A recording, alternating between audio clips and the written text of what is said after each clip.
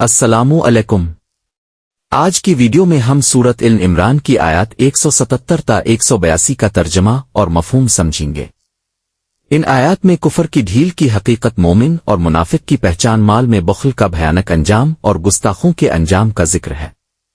آئیے ترجمہ اور مفہوم شروع کرتے ہیں۔ آیت 177۔ مفہوم: جن لوگوں نے ایمان جیسی عظیم نعمت کو چھوڑ کر کفر کا سودا کر لیا ہے، وہ اللہ کے دین کا ذرا برابر بھی کوئی نقصان نہیں کر سکتے۔ ان کا یہ عمل در حقیقت خود ان کے اپنے لیے تباہی کا باعث ہے، اور آخرت میں ان کے لیے انتہائی دردناک عذاب تیار ہے۔ آیت 178۔ مفہوم: کافروں کو دنیا میں جو ڈھیل، لمبی عمر اور وسائل ملتے ہیں، وہ اسے ہرگز اپنے حق میں کوئی بھلائی نہ سمجھیں۔ اللہ تعالیٰ کی یہ مہلت ان کے لیے امتحان ہوتی ہے، وہ اپنے گناہوں کا بوجھ مزید بڑھا لیتے ہیں اور بالآخر انہیں ذلیل و خوار کر دینے والے عذاب کا سامنا کرنا پڑے گا۔ آیت 179۔ مفہوم: اللہ تعالیٰ اہل ایمان کو موجودہ حال پر یوں ہی نہیں چھوڑے گا جب تک کہ آزمائشوں کے ذریعے پاک اور ناپاک یعنی سچے مومنوں اور منافقوں کو بالکل الگ الگ نہ کر دے۔ اللہ بندوں کو غیب کی تمام باتوں پر خود بیان نہیں فرماتا، بلکہ اپنے رسولوں کو جس قدر چاہتا ہے علم عطا فرماتا ہے۔ اس لیے مسلمانوں کو چاہیے کہ وہ اللہ اور اس کے رسول پر پکا ایمان رکھیں تاکہ عظیم اجر پا سکیں۔ آیت 180۔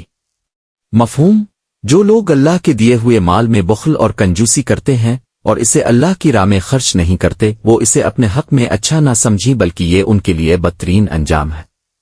جس مال کو وہ سنبھال کر رکھتے ہیں، قیامت کے دن وہی مال ان کے گلے کا توق بنا دیا جائے گا۔ زمین و آسمان کی تمام میراث اور ملکیت صرف اللہ کی ہے، اور وہ ہر عمل سے خوب باخبر ہے۔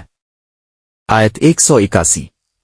مفہوم: اللہ تعالیٰ نے ان بدبختوں کی گستاخانہ بات سن لی ہے جنہوں نے مذاق اڑاتے ہوئے کہا تھا کہ اللہ فقیر ہے اور ہم مالدار ہیں۔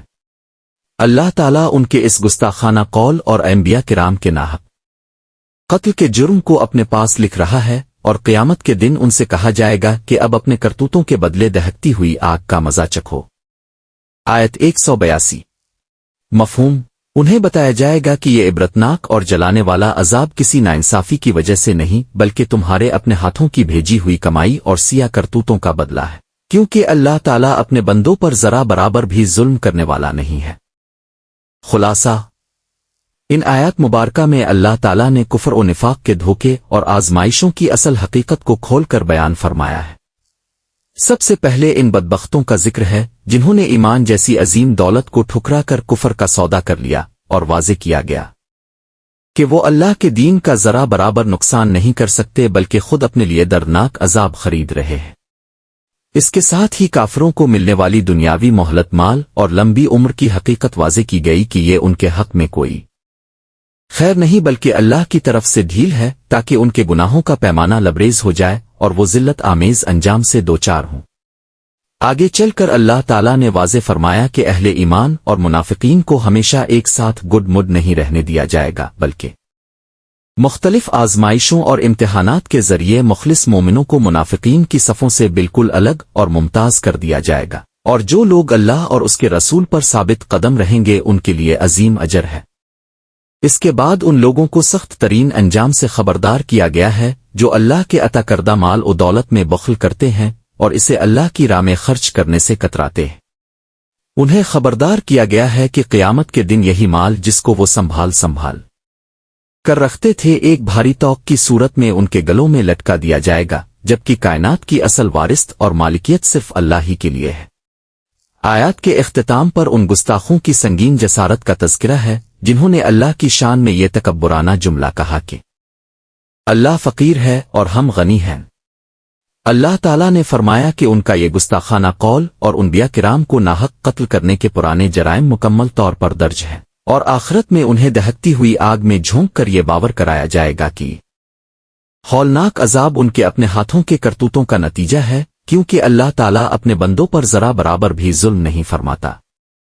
اہم پیغام: ان آیات مبارکہ سے ہمیں یہ سبق ملتا ہے کہ دنیا کی ظاہری آسائشیں اور گناہوں کے باوجود ملنے والی مہلت دراصل انسان کے لیے ایک بڑی آزمائش ہوتی ہے۔ اس پر کبھی غرور نہیں کرنا چاہیے۔ ہمارا سارا مال و دولت اللہ کی امانت ہے، اس میں بخل کرنے کے بجائے اسے اللہ کی رضا اور ضرورت مندوں کی مدد میں خرچ کرنا ہی اصل کامیابی ہے۔ زندگی میں آنے والی سختیاں اور آزمائشیں سچے مومن کے ایمان کو نکھارنے اور نفاق سے پاک کرنے کے لیے آتی ہیں، لہذا ہر حال میں اللہ اور اس کے رسول کے احکامات پر قائم رہنا چاہیے اور اپنی زبان کو ہر قسم کی بے ادبی اور ناشکری سے محفوظ رکھنا چاہیے۔ اختتامی دعا۔ اے ہمارے پروردگار، ہمیں سچا اور مخلص مومن بنا اور ہمارے دلوں کو نفاق اور ریاکاری کی بیماری سے پاک فرما۔ اے اللہ، ہمیں دنیا کے دھوکے اور شیطانی ڈھیل سے محفوظ رکھ، ہمارے دلوں سے بخل اور کنجوسی کو نکال دے اور ہمیں اپنے عطا کردہ مال کو تیری راہ میں خوش دلی سے خرچ کرنے کی توفیق عطا فرما۔ اے اللہ، ہمارے دلوں کو اپنی یاد اور شکر گزاری سے آباد رکھ، ہماری زبانوں کو ہر طرح کی گستاخی اور ناشکری سے محفوظ فرما اور قیامت کے دن کی رسوائی و عذاب سے بچا کر ہمیں اپنی رحمت کے سائے میں جگہ عطا فرما۔ آمین یا رب العالمین۔ اے ہمارے پروردگار، ہماری اس چھوٹی سی کوشش کو اپنی بارگاہ میں قبول فرما۔ اگر آپ کو یہ وضاحت پسند آئی ہو تو ویڈیو کو لائک کریں اور چینل کو ضرور سبسکرائب کریں تاکہ مزید دینی معلومات اب تک پہنچتی رہیں۔ اللہ اب سب کو جزائے خیر عطا فرمائے، آمین۔